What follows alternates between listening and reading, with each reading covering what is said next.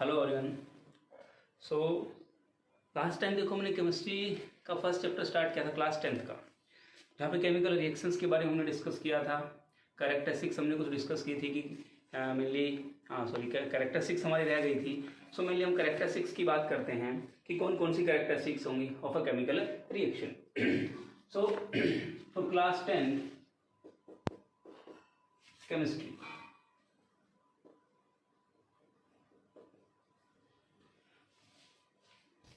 Chapter is chemical reactions and equations. So next हम बात करें, देखो कि कैरेक्टरिस्टिक्स की हम बात करते हैं, characteristics of a chemical reaction.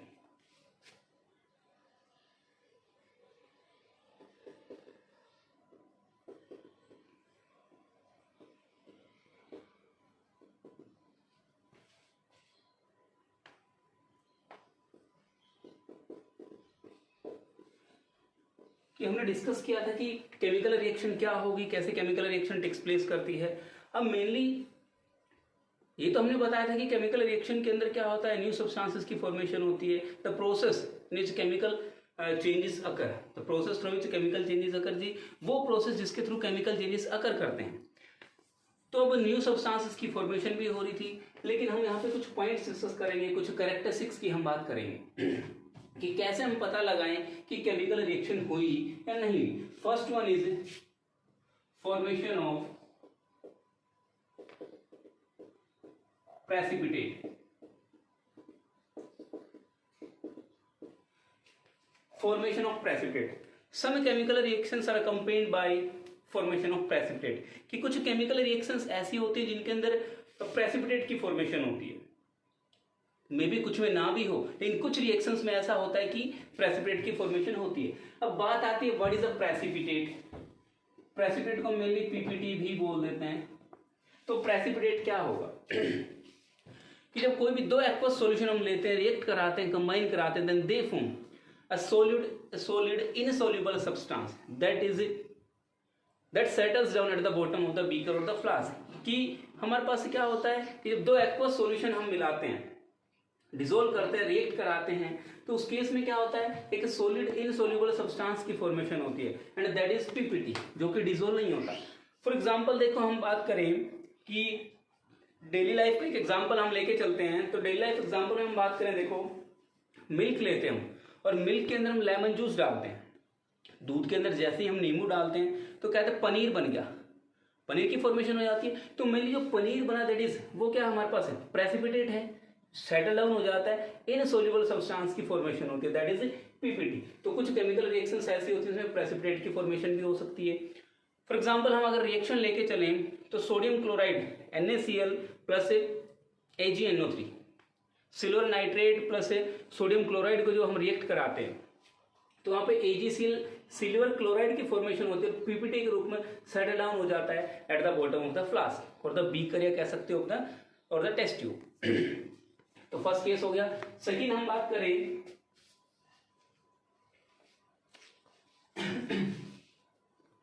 formation of gas. Second point is formation of gas. Some chemical reactions are accompanied by formation of gas. कि कुछ chemical reactions ऐसी होती है उसमें गैस की फॉर्मेशन होती है। ऐसे बहुत सारी रिएक्शंस होती है मेनली जिनमें गैस की फॉर्मेशन होती है। फॉर एग्जांपल हम छोटा सा कोई एग्जांपल लेके चलें कि जब मेटल्स को मेनली हम रिएक्ट कराते हैं, metals react with acid, dilute acids. For example हम बात करें zinc plus HCl hydrochloric acid के साथ रिएक्ट करता है, it will give ZnCl2 plus hydrogen gas. तो यहाँ पे क्या हाइड्रोजन गैस की फॉर्मेशन होती है, क्या होगा, हाइड्रोजन गैस की फॉर्मेशन होगी। सो मेनली कुछ केमिकल रिएक्शंस ऐसी होती है जिनमें गैस की फॉर्मेशन होती है। तो यहाँ ये भी कह सकते हैं कि some chemical reactions are accompanied by formation of gas. कि ये हो सकता है कि कुछ में प्रेसिपिटेट बने, मे भी ऐसा हो सकता है प्रेसिपिटेट ना बने, तो ये हो सकता है शायद उसमें गैस की फॉर्मेशन हो। क्लियर है, दो पॉइंट से हमें पता लग गया। नेक्स्ट हम बात करते हैं third one is, third case हम लेके चलते हैं, that is change in colour.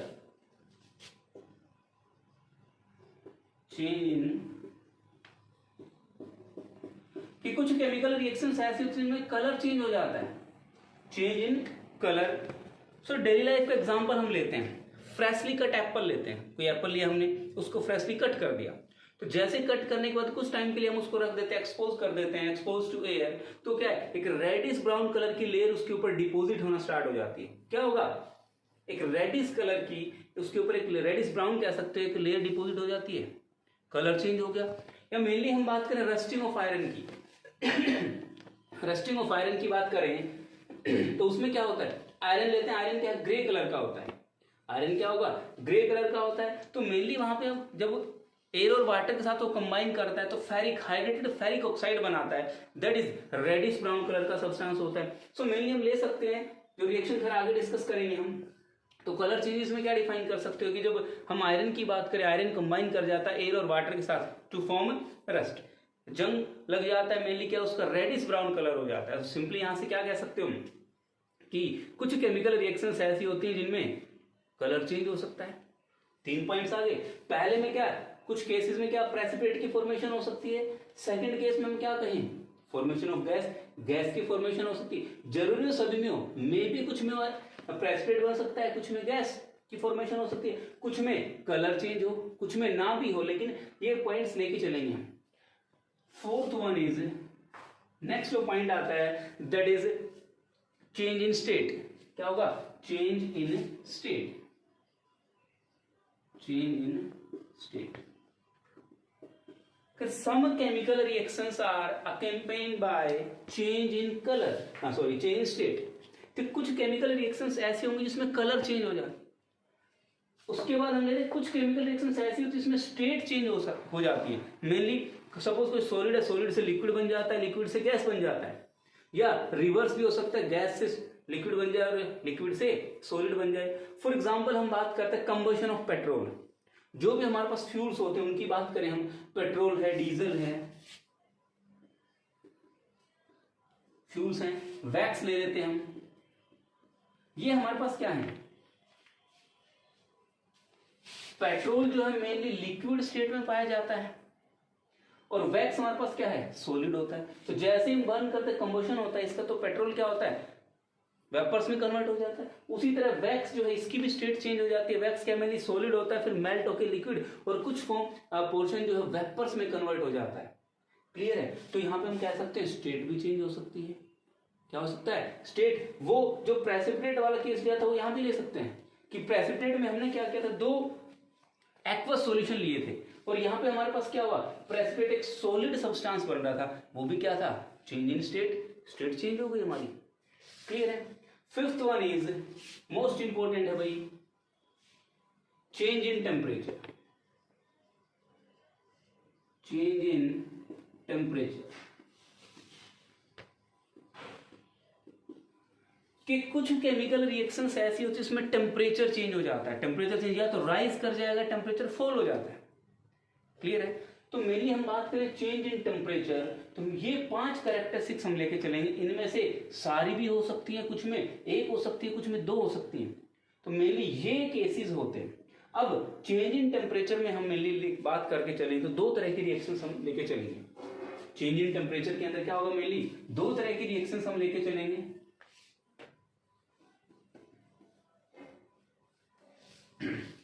So first one is endothermic reaction.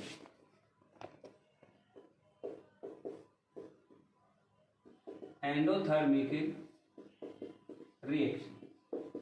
तो एंडोथर्मिक रिएक्शंस क्या होंगे, those reactions in which heat is absorb, जिनमें हीट एब्जॉर्ब की जाती है, those reactions in which heat is provided और हीट इज गिवन, कि वो सभी रिएक्शंस जिनमें हीट वो एब्जॉर्ब करती है, हीट ले लेती है, जिनको हीट दी जाती है, वो सभी हमारे पास क्या है, एंडोथर्मिक रिएक्शंस होंगी। ठीक है, जिन्हें हीट दी जाती है, जिन रिएक्शंस को। मेनली जैसे हम बात करें कि जो एंडोथर्मिक रिएक्शंस हैं, फोटोसिंथेसिस की बात करें, सनलाइट की प्रेजेंस में होती है, वहां पे सनलाइट दी जा रही है। या नेक्स्ट हम बात करें तो बहुत सारे एग्जांपल जिनमें क्या होता है, मेनली हम हीट प्रोवाइड करते हैं।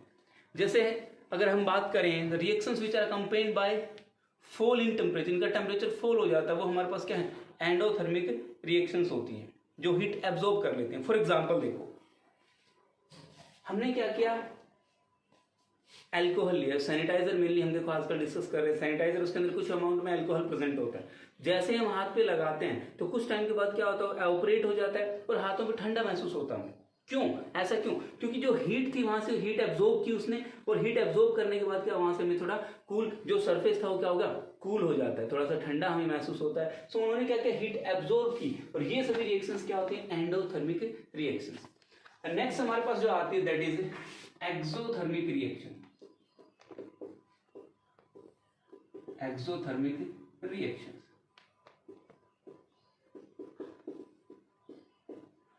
एक्सोथर्मिक रिएक्शंस कौन सी होंगी, those reactions in which heat is given out, कि वो सभी रिएक्शन जिसमें हीट गिवन आउट, हीट निकलती है।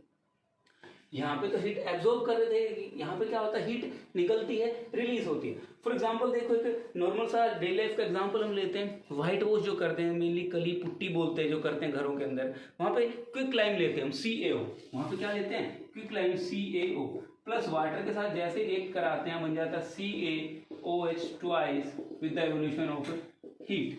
तो मेनली क्या हुआ, हमारे पास एक क्विक लाइम लिया, जैसे वाटर के साथ रिएक्ट कराया क्या, स्लेट लाइम बन गया, कैल्शियम हाइड्रोक्साइड की फॉर्मेशन होगी और साथ में हीट निकली। तो हुआ क्या, मेनली तुमने देखा हो मटका पोट लेते हैं, उसके अंदर हमने क्या पानी डाला, पानी के अंदर क्विक लाइम ऐड कर देते हैं, कुछ टाइम बाद हम ऑब्जर्व करते हैं वहां पे वो हीट होना स्टार्ट हो जाता है। क्यों? क्योंकि evolution of heat takes place, वहां पे हीट निकलती है। ठीक है, और यही रीजन है क्या करते हैं हम उसको, जैसे उसको यूज करते हैं उससे कुछ टाइम पहले हम उसको भिगोना स्टार्ट करते हैं, मेनली उनकी रिएक्शन कराते हैं ताकि कुछ टाइम बाद वो ठंडा हो जाए और हम उसको नॉर्मली अच्छे से यूज कर पाए। तो एंडोथर्मिक रिएक्शन से मेनली हम ये कह सकते हैं कि जो हीट है वो रिएक्टेंट साइड होगी, हीट इज गिवन मतलब रिएक्टेंट की साइड, और जो एक्सोथर्मिक रिएक्शन में मेनली क्या होगा, हीट जो होगी वो क्या होगी, प्रोडक्ट की साइड होगी, मतलब हीट बाद में हमें मिलेगी। क्लियर है भाई? सो ये हमने कैरेक्टरिस्टिक्स के बारे में डिस्कस किया। यहाँ तक किसी को कोई डाउट है तो बेटा पूछ सकते हो, बाकी हमारा नेक्स्ट टॉपिक आगे हम डिस्कस करके चलेंगे केमिकल इक्वेशंस का। ठीक है, ओके भाई, thanks, have a nice day.